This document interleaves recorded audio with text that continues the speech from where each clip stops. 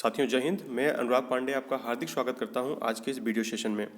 आइए देखते हैं, यहाँ पर प्रश्न दिया गया है वी हर्ड आवर सेल्फ। देखिए यहाँ पर जो अंडरलाइन किया गया वर्ड है ये आपको बताना है कि यहाँ पर क्या है, नाउन है, प्रोनाउन है, एडजेक्टिव है या वर्ब है। तो देखिए आवर सेल्फ जो है ये वर्ड क्या है, ये एक प्रोनाउन है। यहाँ प्रश्न दिया गया है I and Raju left for Delhi last summer no error. देखिए इस प्रश्न में हमें बताना है कि एरर क्या है। याद रखिएगा यहाँ पर एक से अधिक प्रोनाउन कभी भी यदि सेंटेंस में आते हैं तो सबसे पहले उसका आप क्रम देखिए कि उनका क्रम सही अरेंज किया गया है या नहीं। याद रखिएगा कि कभी भी आई एंड राजू, आई जो राजू है वो जो नाम जो होता है वो कौन सा होता है, वो थर्ड पर्सन होता है। और जो आई और वी होता है ये कौन सा होता है, ये फर्स्ट पर्सन होता है। और कभी भी यदि ये प्रोनाउन साथ में आ जाए तो याद रखिएगा फर्स्ट पर्सन को आपको बाद में रखना है, थर्ड पर्सन को पहले रखना है। तो यहाँ पर सही क्या होगा, राजू एंड आई सही होगा, राजू एंड आई, तब जाके सेंटेंस सही होगा। इसलिए यहाँ पर जो फर्स्ट पार्ट है इसमें एरर है। याद रखिएगा कभी भी यदि तीनों प्रोनाउन एक साथ आ जाते हैं तो उनका जो क्रम होता है वो होता है 231। लेकिन कब, जब उनका उद्देश्य जो है वो अच्छा हो, अच्छे सेंस में हो, तभी उनका साथ होता है 231। अगर उद्देश्य जो है वो निगेटिव सेंस में है, बैड सेंस में है, तो उनका क्रम होता है 1 2 3। प्रश्न दिया गया है जॉन आई एंड हरी है finished our studies no error. देखिए यहाँ पर जॉन जो है एक नाम है और हरी भी एक नाम है। और जो नाम है वो कौन से पर्सन में आते हैं, वो थर्ड पर्सन में आते हैं। और आई जो आता है वो कौन से पर्सन में आता है, फर्स्ट पर्सन में आता है। कभी भी अगर एक से अधिक प्रोनाउन एक साथ आते हैं और यदि उनका उद्देश्य अच्छे सेंस में हो तो याद रखिएगा वहाँ पर जो प्रोनाउन का क्रम होता है वो क्या होता है, वो होता है याद रखिएगा 2 3 1। तो यानी अगर तीनों प्रोनाउन एक साथ आए हैं तो पहले दूसरा प्रोनाउन आएगा सेकंड नंबर का, यानी यू आएगा, और फिर थर्ड पर्सन का प्रोनाउन आएगा और फिर फर्स्ट पर्सन का प्रोनाउन आएगा। ये पर्सन को दर्शाते हैं, सेकंड पर्सन, थर्ड पर्सन और फर्स्ट पर्सन। लेकिन यदि मान लो कि दो ही प्रोनाउन आए हैं, जैसे मान लो थर्ड पर्सन और फर्स्ट पर्सन आया है, तो थर्ड पर्सन को पहले लिखेंगे, फर्स्ट पर्सन को हम बाद में लिखेंगे। तो यानी जो यहाँ पर प्रोनाउन का सही जो क्रम होगा वो क्या होगा, यहाँ पर होगा John, John, Hari and I. अब ये प्रोनाउन का क्रम सही हो गया। देखिए कभी भी अगर तीनों प्रोनाउन एक साथ आ जाते हैं या दो ही आ जाएं तो उनका क्रम हमें याद रखना है। क्रम क्या होता है 2 3 1। यदि उद्देश्य सकारात्मक हो, यदि अच्छा उद्देश्य हो तब। अगर नेगेटिव या बिट सेंस में कोई हो, वहाँ पर प्रोनाउन जो यूज़ किया गया है वो सेंटेंस में कोई नेगेटिव या बिट सेंस दे रहा हो सेंटेंस, तो उनका क्रम होता है 1 2 3। ये बात आपको याद रखनी है। जॉन आई एंड हरी जो है ये सही क्रम में अरेंज नहीं है, इसलिए यहाँ पर फर्स्ट पार्ट में एरर है। अगला प्रश्न यहाँ पर दिया गया है complete the following sentence by choosing the correct order of pronouns. यहाँ पर खालिस्तान दिया गया है विल वॉच मूवी टुनाइट। अब इस सेंटेंस को गौर से देखिए कि यहाँ पर तीनों में देखिए प्रोनाउन ही दिया गया है, यानी इस सेंटेंस में हमें प्रोनाउन को करेक्ट ऑर्डर में अरेंज करना है। तो याद रखिए तीनों प्रोनाउन यदि एक साथ आ जाते हैं और यदि उनका उद्देश्य अच्छा होता है तो याद रखिए जो प्रोनाउन का क्रम होता है वो होता है 2 3 1। 2 3 1 का मतलब है यहाँ पर सेकंड पर्सन, फिर थर्ड पर्सन और फिर फर्स्ट पर्सन। यानी यहाँ पर देखें कोई बैड सेंस नहीं है, यहाँ पर कोई नेगेटिव सेंस नहीं है। तो यहाँ पर जो उद्देश्य है विल वॉच मूवी टुनाइट, तो यहाँ पर उद्देश्य अच्छा ही है, यहाँ पर कोई खराब उद्देश्य में नहीं यूज हुआ है। तो याद रखिए प्रोनाउन का क्रम क्या होगा, यहाँ पर 2 3 1 होगा। 2 3 1 मतलब सबसे पहले सेकंड पर्सन आएगा, फिर आएगा थर्ड पर्सन और फिर फर्स्ट पर्सन। सेकंड पर्सन केवल इसी ऑप्शन में दिया गया है। यहाँ ऑप्शन थोड़ा ऊपर नीचे हो गए हैं तो आप इसको सही अरेंज कर लीजिएगा कॉपी में। ये इसका सही आंसर होगा यू, सोनल और आई। ये यहाँ पर सही ऑप्शन है, इसलिए जो सही आंसर होगा वो आंसर ए वाला सही है। देखिए जब तीनों प्रोनाउन एक साथ आ जाते हैं तो यदि उनका उद्देश्य अच्छा होता है तो प्रोनाउन का क्रम होता है 2 3 1।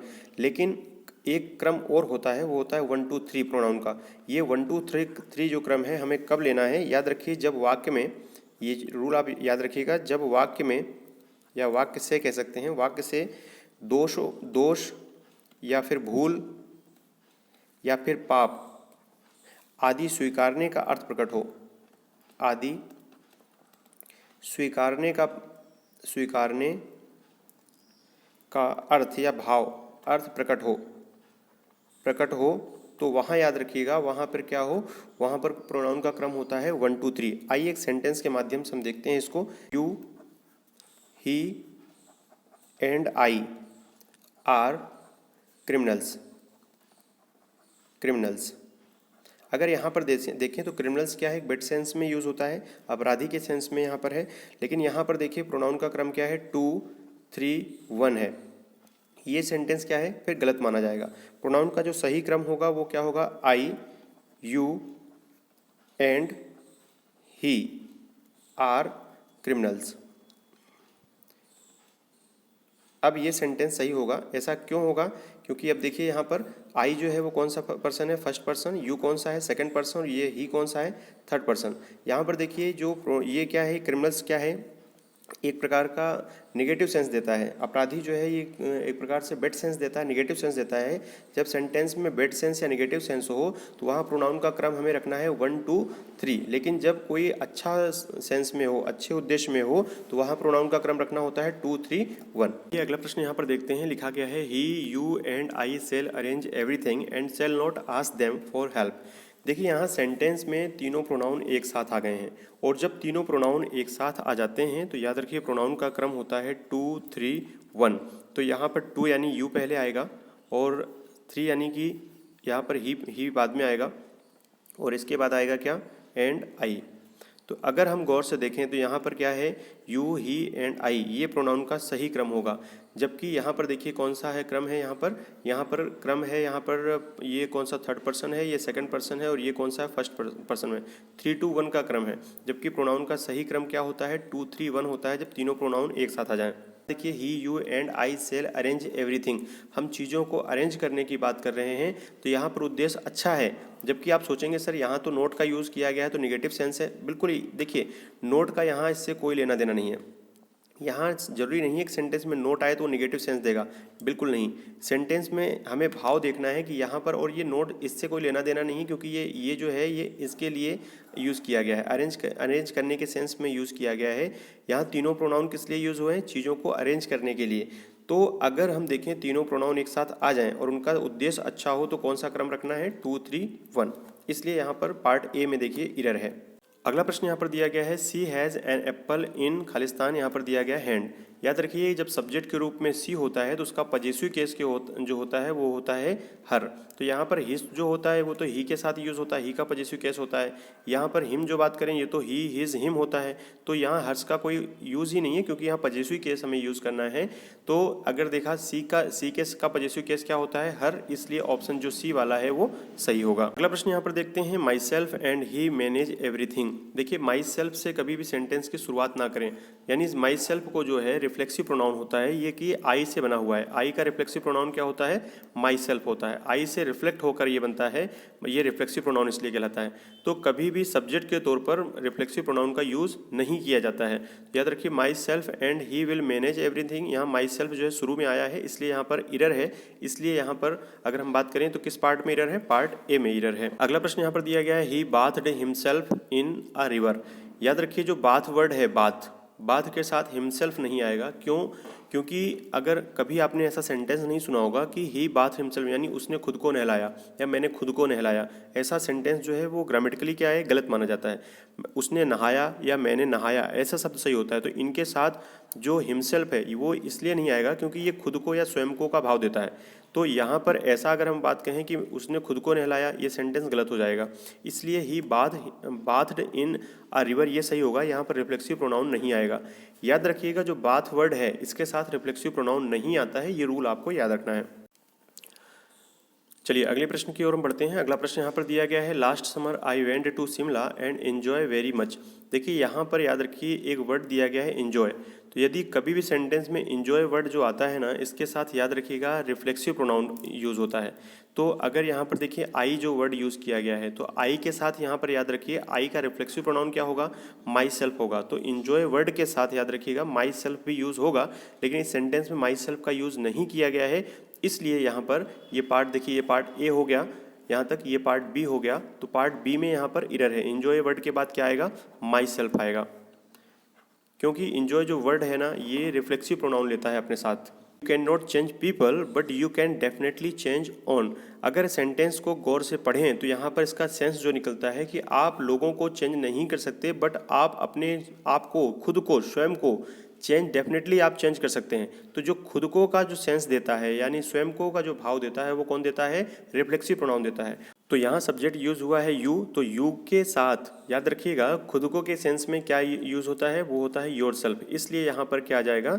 योर सेल्फ सही होगा उनके स्थान पर। इसलिए किस पार्ट में इरर है? तो ये पार्ट कौन सा है? ये पार्ट डी है, इसलिए पार्ट डी में इरर है। ओन के स्थान पर क्या यूज़ होगा, योरसेल्फ यूज़ होगा। अगला प्रश्न यहाँ पर दिया गया है, put you in my position and you will realise the problems faced in my profession.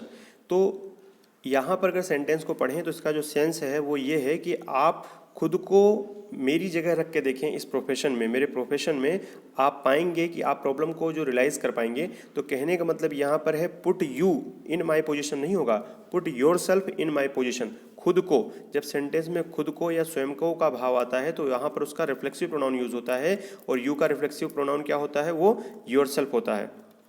तो इसलिए यहाँ पर सेंटेंस में यू जो है, you will be convert into your self, यानी यू जो है वो किस में कन्वर्ट हो जाएगा, वो योर सेल्फ में कन्वर्ट हो जाएगा। इसलिए यहाँ पर पार्ट ए में इरर है। अगला प्रश्न यहाँ पर दिया गया है, I shall avail of this opportunity to meet you there. देखिए इस सेंटेंस में याद रखिएगा, कभी भी सेंटेंस में जो अवेल वर्ड है, अवेल कभी भी अगर वर्ड आता है तो अवेल अपने साथ रिफ्लेक्सिव प्रोनाउन का यूज़ करता है, यानी अपने साथ ये रिफ्लेक्सिव प्रोनाउन लेता है। तो इसलिए यहाँ पर सब्जेक्ट के रूप में आई है, तो आई का रिफ्लेक्सिव प्रोनाउन क्या होता है, माई सेल्फ। जबकि यहाँ सेंटेंस में देखिए माई सेल्फ का यूज़ नहीं हुआ है, अवेल वर्ड अपने साथ रिफ्लेक्सिव प्रोनाउन लेता है, यहाँ रिफ्लेक्सिव प्रोनाउन का यूज़ नहीं हुआ है, इसलिए यहाँ पार्ट ए में इरर है। आइए इसी प्रकार का एक प्रश्न और देखते हैं, I will certainly avail of your offer when the occasion arises, no error. याद रखिएगा, मैंने अभी आपको बताया कि अवेल जो वर्ड है वो अपने साथ रिफ्लेक्सिव प्रोनाउन लेता है, अवेल के साथ रिफ्लेक्सिव प्रोनाउन का यूज़ होता है। इसलिए यहाँ पर देखिए आई है, और आई का रिफ्लेक्सिव प्रोनाउन क्या होता है, माई सेल्फ। जबकि सेंटेंस में देखिए माई सेल्फ का यूज़ नहीं हुआ है अवेल के बाद, तो इसलिए इस पार्ट में क्या है, इरर है। तो कभी भी यदि याद रखिए सेंटेंस में अवेल है, अवेल ऑफ है, तो याद रखिए जो अवेल वर्ड है ये अपने साथ रिफ्लेक्सिव प्रोनाउन लेता है, यहाँ पर रिफ्लेक्सिव प्रोनाउन का यूज़ नहीं हुआ है, इसलिए पार्ट बी में यहाँ पर इरर है। अगला प्रश्न यहाँ पर दिया गया है, दे लव्ड। और देखिए यहाँ पर ऑप्शन पहले गौर से देखें, सभी ऑप्शन देखिए रिफ्लेक्सिव प्रोनाउन के में ही है। तो याद रखिएगा जो सब्जेक्ट यहाँ पर क्या यूज़ हुआ है, दे, तो दे का रिफ्लेक्सिव प्रोनाउन क्या होता है, देमसेल्फ होता है। आंसर देखते ही आप लगा सकते हैं सही आंसर, बस आपको थोड़ा सा सेंस क्लियर हो जाए कि इनके कॉन्सेप्ट क्लियर हो जाएंगे किनके साथ क्या यूज़ होता है। तो याद रखिए दे का जो रिफ्लेक्सिव प्रोनाउन होता है वो क्या होता है, देमसेल्फ होता है। इसलिए यहाँ पर याद रखिए, यहाँ पर देखिए जो अवर सेल्फ है ये किसका रिफ्लेक्सिव प्रोनाउन होता है, ये वी का रिफ्लेक्सिव प्रोनाउन होता है। इट सेल्फ किसका रिफ्लेक्सिव होता है, ये इट का होता है। योर सेल्फ किसका होता है, यू का। तो यहाँ पर सब्जेक्ट दे है, तो दे का रिफ्लेक्सिव प्रोनाउन क्या होता है, देमसेल्फ, इसलिए ऑप्शन ए वाला सही होगा। इसी प्रकार एक प्रश्न हम और देखते हैं यहाँ पर, जैसे लिखा है यू, तो यहाँ देखिए सभी ऑप्शन किस में दिए गए हैं, रिफ्लेक्सिव प्रोनाउन में ही दिए गए हैं। तो अगर देखें यू का रिफ्लेक्सिव प्रोनाउन क्या होता है, यू के साथ कभी हिमसेल्फ नहीं आएगा, सेल्फ तो अकेला आएगा ही नहीं, माई सेल्फ भी नहीं आएगा। माई सेल्फ किसके साथ आता है, आई के साथ। हिमसेल्फ किसके साथ आता है, ही के साथ। और योर सेल्फ किसके साथ आता है, यू के साथ। इसलिए ऑप्शन सी वाला यहाँ पर सही होगा। अब देखिए इसी प्रकार का एक प्रश्न और हम देखते हैं, यहाँ सब्जेक्ट क्या यूज़ किया गया है, इट। तो देखिए सभी प्रोनाउन किस में है, यहाँ पर सभी प्रोनाउन दिए गए हैं रिफ्लेक्सिव प्रोनाउन में। तो अगर ऑप्शन देखें, जितने भी ऑप्शन दिए गए हैं सब रिफ्लेक्सिव प्रोनाउन का यूज़ करके दिए गए हैं, तो इसका मतलब हमें यहाँ पर एक सब्जेक्ट जो है इट है, तो इट का रिफ्लेक्सिव प्रोनाउन देखना है। तो इट का रिफ्लेक्सिव प्रोनाउन क्या होता है, इट सेल्फ होता है। इसलिए यहाँ पर ऑप्शन बी वाला सही होगा। योर सेल्फ किसका होता है, यू का रिफ्लेक्सिव प्रोनाउन होता है। हिमसेल्फ किसका होता है, ही का होता है। और देमसेल्फ किसका होता है, ये दे का होता है। जबकि यहाँ सब्जेक्ट इट यूज़ किया गया है, तो इट का रिफ्लेक्सिव प्रोनाउन क्या होगा, इट सेल्फ। इसलिए यहाँ पर ऑप्शन बी वाला सही होगा। आइए देखते हैं अगले प्रश्न को। यहाँ दिया गया है प्रश्न, the two sisters shouted at one another. याद रखिएगा जो वन अनादर है ना, इसका प्रयोग दो के लिए नहीं करना है, दो से अधिक चीज़ों या वस्तुओं के लिए, दो से अधिक व्यक्तियों या वस्तुओं के लिए हम वन अनादर का यूज़ करते हैं। जबकि दो के लिए याद रखिए किसका प्रयोग होता है, ईच अदर, ये इसका प्रयोग होता है। तो जबकि यहाँ पर देखिए दो की बात हो रही है, यहाँ पर दो से अधिक की बात नहीं हो रही है, तो इसलिए वन अनादर का प्रयोग नहीं होगा। वन अनादर के स्थान पर क्या आएगा, ईच अदर का प्रयोग होगा यहाँ पर। इसलिए पार्ट बी में यहाँ पर इरर है। कभी भी दो की बात होगी, दो व्यक्तियों की बात हो, दो वस्तुओं की बात हो, तो उसके साथ ईच अदर का प्रयोग होता है, वन अनादर का नहीं। वन अनादर का प्रयोग कहाँ होता है, दो से ज़्यादा व्यक्तियों या वस्तुओं के लिए। इसलिए पार्ट बी में यहाँ पर इरर है। चलिए अगला प्रश्न हम यहाँ पर देखते हैं, ही is the same man, Khalistan, यहाँ पर जो रेड कलर है यहाँ पर ये खालिस्तान है, हैज़ स्टोलन माई पर्स। तो देखिए कभी भी यदि सेंटेंस में याद रखिएगा द सेम वर्ड मिल जाए आपको, बस छोटी छोटी बातें आपको याद रखना, 100% आपका आंसर सही जाएगा। He is the same man खालिस्तान हैज स्टोलन माई पर्स। कभी भी सेंटेंस में द सेम आ जाए तो याद रखना दैट लगाकर चले जाना। आपका आंसर 100% सही होगा। सेंटेंस में द सेम आ जाए तो वहाँ पर रिलेटिव प्रोनाउन कौन सा आएगा? ना हु आएगा ना ही विच आएगा। कभी भी सेंटेंस में द सेम आ जाए तो हु और विच के स्थान पर हमें क्या यूज़ करना है? दैट। भले ही वस्तु की बात हो या फिर व्यक्ति की बात हो, हमें वहाँ पर याद रखना है हु और विच को नहीं लेना है। हमें ऑप्शन में 100% देता है, ज़्यादातर केसेस में हु और विच जरूर देगा ऑप्शन में साथ में। तो याद रखना द सेम आने पर हमें क्या करना है? वहाँ पर दैट को प्रेफर करना है। दैट ऑप्शन सही होता है। द सेम के साथ क्या आता है? दैट आता है। दैट एक रिलेटिव प्रोनाउन है, ये एक प्रकार का कंजक्शन भी है। अगला प्रश्न यहाँ पर दिया गया है, it was one of the best speeches have ever. देखिए अगर सेंटेंस में देखिए यहाँ पर आपको पूरा सेंटेंस रीड करने की भी आवश्यकता नहीं, बस छोटी छोटी बातें आप ध्यान रखिए, आप आंसर बहुत फास्टली दे सकते हैं आप यहाँ पर। देखिए यहाँ पर दिया गया है, it was one of the best speeches. कभी भी सेंटेंस में यदि ये सुपरलेटिव डिग्री मिल जाए तो अगर ये कभी भी आ जाए हु विच दैट, अगर ये वर्ड आ जाए तो याद रखना उसमें क्या लगाना है? हमें दैट लगाना है। कभी भी सेंटेंस में क्या आ जाए? सुपरलेटिव डिग्री आ जाए। सुपरलेटिव डिग्री की पहचान होती है कि उसमें ज़्यादातर में एस टी लगा होता है लास्ट में, और सुपरलेटिव डिग्री के पहले क्या लगा होता है? द जरूर लगेगा।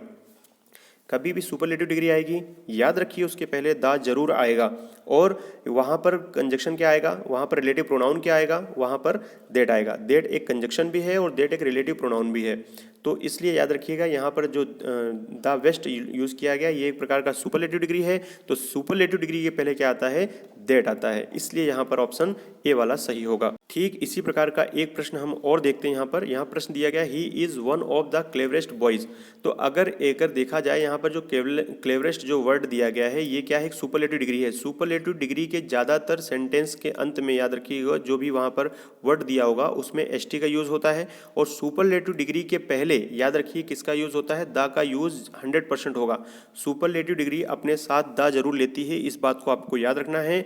अब सुपरलेटिव डिग्री आने पर उसके साथ जो रिलेटिव प्रोनाउन आता है वो क्या आता है? दैट आता है। इस बात को याद रखेंगे तो 100% आपके ऑप्शन सही टिक होंगे। इसलिए सुपरलेटिव डिग्री के साथ क्या आता है? दैट। इसलिए यहाँ ऑप्शन बी वाला सही होगा। चलिए एक और प्रश्न हम यहाँ पर देखते हैं, this is one of the most interesting novels. अगर यहाँ देखा जाए तो यहाँ पर लिखा गया है मोस्ट। मोस्ट में देखिए एस टी लगा हुआ है, तो ज़्यादातर सेंटेंस में आपको सुपर जो लेटिव डिग्री होती है, सुपरलेटिव डिग्री होगी, उसके अंत में क्या होगा? एस टी लगा होता है। 100% हर जगह नहीं होगा, कुछ इसके एक्सेप्शन भी हैं, लेकिन याद रखिए ज़्यादातर सेंटेंस में एस टी लगा होता है और उसके पहले क्या यूज़ होगा? द जरूर यूज़ होगा। तो सुपरलेटिव डिग्री अगर सेंटेंस में मिल जाए तो उसके साथ रिलेटिव प्रोनाउन हु विच ये हुम नहीं आएंगे, उसके साथ जो रिलेटिव प्रोनाउन आता है वो कौन सा आता है? दैट आता है। इसलिए ऑप्शन डी वाला यहाँ पर सही होगा। यदि वीडियो आपने गौर से देखी है तो आप कमेंट करके जरूर इसका आंसर बताइए कि जो अंडरलाइन किया गया वर्ड है ये क्या है। आशा करता हूँ वीडियो आपको पसंद जरूर आई होगी। वीडियो पसंद आने पर लाइक जरूर करें और अपने मित्रों तक शेयर जरूर करें। Thank you. जय हिंद।